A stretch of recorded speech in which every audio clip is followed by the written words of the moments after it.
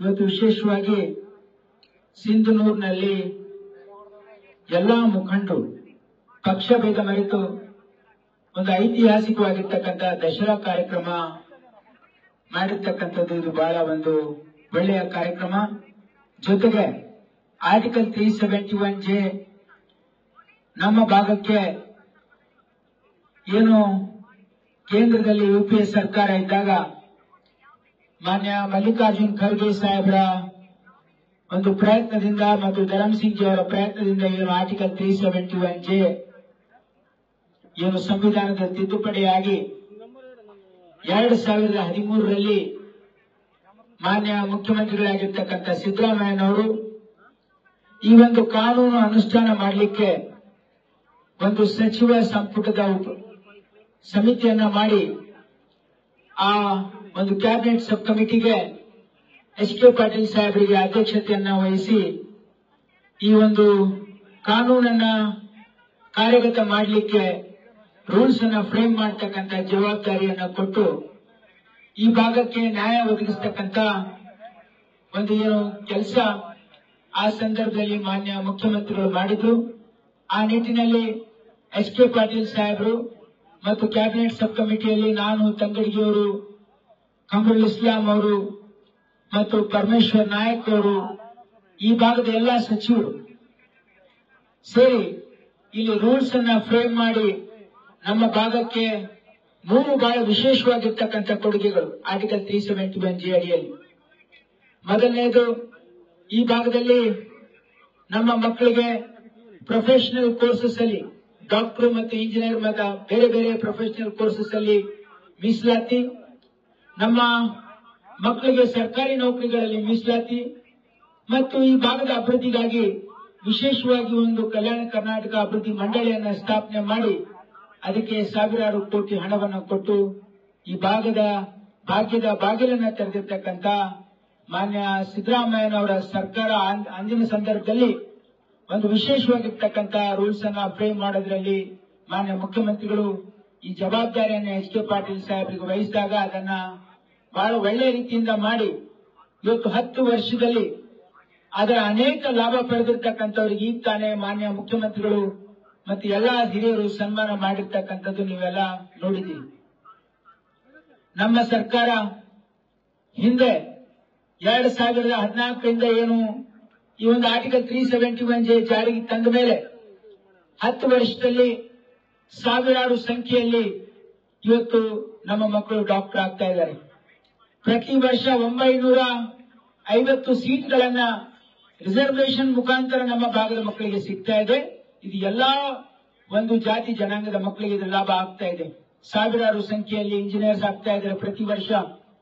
ನಮ್ಮ ಕಲ್ಯಾಣ ಕರ್ನಾಟಕದಲ್ಲಿ ಇವತ್ತು ಸರ್ಕಾರಿ ನೌಕರಿಗಳು, ಇವತ್ತು ಅನೇಕ ಸರ್ಕಾರಿ ನೌಕರಿಗಳನ್ನ ಏನು ನಮ್ಮ ಭಾಗದ ಮಕ್ಕಳಿಂದ ಅದರ ಲಾಭವನ್ನ ಪಡೆದು ಸುಮಾರು 80,000 ಮಕ್ಕಳಿಗೆ ಅದರಿಂದ ಲಾಭ ಆಗಿದೆ.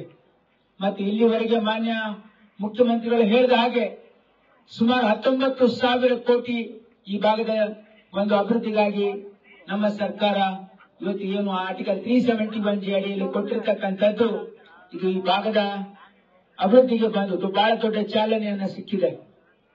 10 ವರ್ಷ ಇವತ್ತು ಸಿಂಧನೂರಿನಲ್ಲಿ ಇವತ್ತು ಪಕ್ಷಭೇದ ಮರೆತು ಎಲ್ಲ ಮುಖಂಡರು ಸೇರಿ ಇವತ್ತು ಈ ಒಂದು ಕಾರ್ಯಕ್ರಮ ಮಾಡೋದ್ರ ಮುಖಾಂತರ ಏನು ಮಾನ್ಯ ಮುಖ್ಯಮಂತ್ರಿಗಳಿಗೆ HK ಪಾಟೀಲ್ ಸಾಹೇಬರಿಗೆ ಇವತ್ತು ಅಭಿನಂದನೆ ಜೊತೆಗೆ ಇವತ್ತು ಇಲ್ಲಿ ಯಾರು ಇದರ ಲಾಭ ಪಡೆದಿರ್ತಕ್ಕಂಥವರಿಗೆ ಸನ್ಮಾನವನ್ನ ಕಾರ್ಯಕ್ರಮವನ್ನು ಇಟ್ಕೊಳ್ಳೋದ್ರ ಮುಖಾಂತರ ಇವತ್ತು ಕಲ್ಯಾಣ ಕರ್ನಾಟಕ ಭಾಗದ ಜನರ ಏನು ಕೃತಜ್ಞತಾ ಭಾವದಿಂದ ಈ ಒಂದು ಕಾರ್ಯಕ್ರಮವನ್ನ ಹಮ್ಮಿಕೊಳ್ಳಲಾಗಿದೆ. ಮತ್ತು ವಿಶೇಷವಾಗಿ ಇವತ್ತು ನಾನೊಂದು ಬಹಳ ಸ್ಪಷ್ಟವಾಗಿರ್ತಕ್ಕಂಥ ಮಾತನ್ನ ಇಲ್ಲಿ ಹೇಳಿಕ್ಕೆ ಇಚ್ಛೆ ಪಡ್ತಾ ಇದ್ದೀನಿ. ಯಾಕಂದ್ರೆ ಕೆಲವೊಂದು ಗೊಂದಲಗಳನ್ನ ಕೆಲವೊಂದು ಸಾರಿ ಇವತ್ತು ಸಣ್ಣ ಪುಟ್ಟ ವಿಷಯಗಳಲ್ಲಿ ಕೋರ್ಟಿನ ವ್ಯಾಜ್ಯಗಳಲ್ಲಿ ಸ್ವಲ್ಪ ನಮಗೆ ವಿಳಂಬ ಆಗಿರ್ಬೋದು. ಆದ್ರೆ ನಮ್ಮ ಸರ್ಕಾರ ಕಲ್ಯಾಣ ಕರ್ನಾಟಕದ ಏನು ಆರ್ಟಿಕಲ್ 371J ಜಾರಿ ತರಲಿಕ್ಕೆ ನಮ್ಮ ಸರ್ಕಾರ ಸಂಪೂರ್ಣವಾಗಿ ಬದ್ಧವಾಗಿದೆ. ಮಾನ್ಯ ಮುಖ್ಯಮಂತ್ರಿಗಳು ಬಹಳ ಸ್ಪಷ್ಟವಾಗಿರ್ತಕ್ಕಂಥ ನಿರ್ದೇಶನವನ್ನ ಕೊಟ್ಟಿದ್ದಾರೆ. ಏನಂದ್ರೆ ಈ ಭಾಗದಲ್ಲಿ ಆರ್ಟಿಕಲ್ 371J ಚಾಚು ತಪ್ಪದೇನೆ ಅದನ್ನು ಅನುಷ್ಠಾನಗೊಳಿಸಬೇಕು ಅಂತಕ್ಕಂಥ ನಿರ್ದೇಶನವನ್ನ ಎಲ್ಲ ಅಧಿಕಾರಿಗಳಿಗೂ ಕೂಡ ಕೊಟ್ಟಿದ್ದಾರೆ ಮತ್ತು ನಮ್ಮ ಸರ್ಕಾರ ಈ ಭಾಗದ ಅಭಿವೃದ್ಧಿಗೆ ಬದ್ಧವಾಗಿದೆ.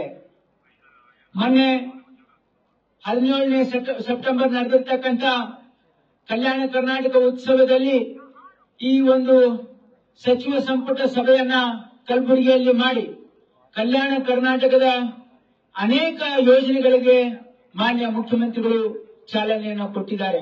ಸುಮಾರು 11,770 ಕೋಟಿ ಇಷ್ಟು ದೊಡ್ಡ ಮಟ್ಟದ ಒಂದು ಅಭಿವೃದ್ಧಿ ಕಾಮಗಾರಿಗೆ ಈ ಭಾಗಕ್ಕೆ ಮಂಜೂರಿ ಮಾಡಿ ಮಾನ್ಯ ಮುಖ್ಯಮಂತ್ರಿಗಳಾಗಿರ್ತಕ್ಕಂಥ ಸಿದ್ದರಾಮಯ್ಯನವರು ಇವತ್ತು ಕಲ್ಯಾಣ ಕರ್ನಾಟಕದ ಏಳಿಗಾಗಿ ನಮ್ಮ ಸರ್ಕಾರ ಬದ್ಧವಾಗಿದೆ ಅಂತಕ್ಕಂಥ ಒಂದು ಬದ್ಧತೆಯನ್ನು ಪ್ರದರ್ಶನ ಮಾಡಿದ್ದಾರೆ. ಅವರಿಗೆ ಈ ಭಾಗದ ಜನತೆ ವತಿಯಿಂದ ನಾನು ಬಹಳ ಹೃತ್ಪೂರ್ವಕವಾಗಿರ್ತಕ್ಕಂಥ ಧನ್ಯವಾದಗಳನ್ನು ಅರ್ಪಿಸ್ತೀನಿ.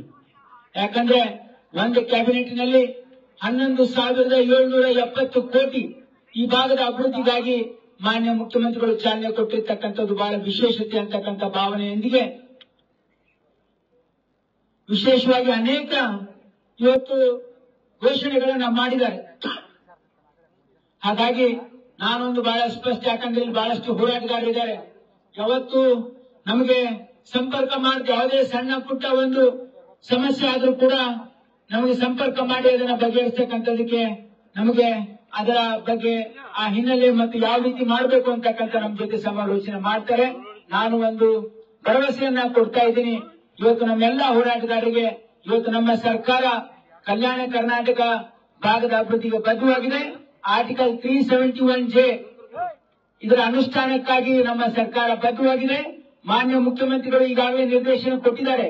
ಕಲ್ಯಾಣ ಕರ್ನಾಟಕ ಭಾಗದಲ್ಲಿರ್ತಕ್ಕಂಥ ಎಲ್ಲಾ ಖಾಲಿ ಹುದ್ದೆಗಳನ್ನ ಭರ್ತಿ ಮಾಡತಕ್ಕಂಥ ನಿರ್ದೇಶನ ಕೂಡ ಕೊಟ್ಟಿದ್ದಾರೆ.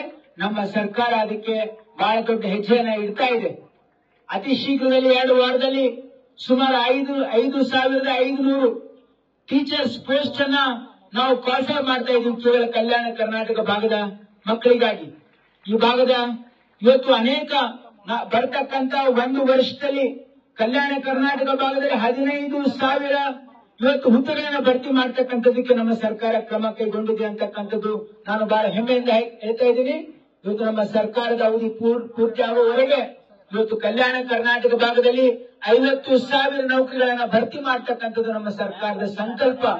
ಈ ಮಾತನ್ನ ನಾವು ಚುನಾವಣೆಗಿಂತ ಮುಂಚೆ ಇವತ್ತು ಮಲ್ಲಿಕಾರ್ಜುನ್ ಖರ್ಗೆ ಸಾಹೇಬರು, ಸಿದ್ದರಾಮಯ್ಯನವರು, ಡಿ.ಕೆ. ಶಿವಕುಮಾರ್ ಅವರು ಈ ಮಾತನ್ನ ಕೊಟ್ಟಿದ್ದು ಏನಂದ್ರೆ ನಮ್ಮ ಕಲ್ಯಾಣ ಕರ್ನಾಟಕದಲ್ಲಿ ನಾವು ಪ್ರತಿ ವರ್ಷ 5,000 ಕೋಟಿ ಇವತ್ತು ಹಣವನ್ನ ಕೊಡೋದ್ರ ಜೊತೆಗೆ ಈ ಭಾಗದಲ್ಲಿ 50,000 ಹುದ್ದೆಗಳನ್ನ ಭರ್ತಿ ಮಾಡ್ತೀವಿ ಅಂತಕ್ಕಂಥ ಈ ನಮ್ಮ ಘೋಷಣೆ ಇತ್ತು. ಅದಕ್ಕೆ ನಮ್ಮ ಸರ್ಕಾರ ಬದ್ಧವಾಗಿದೆ ಅಂತಕ್ಕಂಥ ಮಾತನ್ನ ಹೇಳಿ ಮತ್ತೊಮ್ಮೆ ಮಾನ್ಯ ಮುಖ್ಯಮಂತ್ರಿಗಳಿಗೆ, ಮಾನ್ಯ ನಮ್ಮ ಹಂಪನಗೌಡ ಬಾದರ್ಲೀಜಿ ಅವರಿಗೆ ಮತ್ತು ಈ ಭಾಗದ ಎಲ್ಲಾ ಒಂದು ಮುಖಂಡರಿಗೆ ನಾನು ಅಭಿನಂದನೆ ಸಲ್ಲಿಸಿ ನನ್ನ ಮಾತನ್ನು ಮುಗಿಸ್ತೀನಿ. ಜೈ ಹಿಂದ್, ಜೈ ಕರ್ನಾಟಕ. ನ್ಯೂಸ್ ಫಸ್ಟ್ ನಿರ್ಭೀತಿಯಿಂದ ನಿಮ್ಮ ಪರವಾಗಿ.